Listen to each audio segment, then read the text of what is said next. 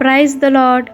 ఈ దిన దేవుని వాగ్దానము, మీరు నేర్చుకున్న ప్రకారముగా విశ్వాసమందు స్థిరపరచబడుచు కృతజ్ఞతాస్తుతులు చెల్లించుటయందు విస్తరించుచు ఆయన యందుండి నడుచుకునుడి.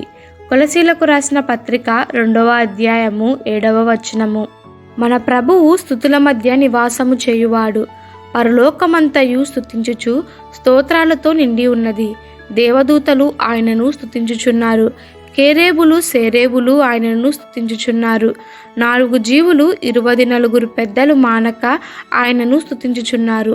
అలాగూ స్తుతుల మధ్య నివాసము చేయువాడు మనలో నివసించుటకు మనము ఆయనను పూర్ణ హృదయముతో స్తుతించవలను. ఎరుకో గోడలను పడద్రోయటకు ప్రభు స్తుతి ఆయుధమును వాడుకొనెను.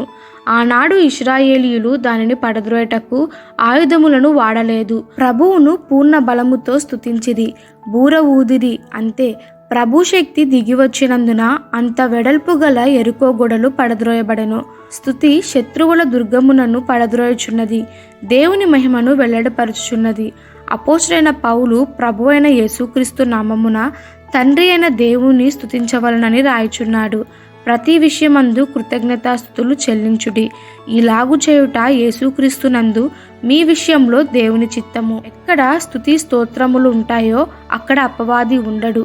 చీకటి యొక్క ఆధిక్యత ఉండదు. అంధకార శక్తులు మనలను జయించలేవు. కాబట్టి స్తుతించి అపవాదిని జయించుదుముగాక. ఈ దిన దేవుని వాగ్దానము మనందరి జీవితంలో నెరవేరలాగున ప్రభు కృప మనకి తోడై ఉండునుగాక. ఆమెన్. God bless you.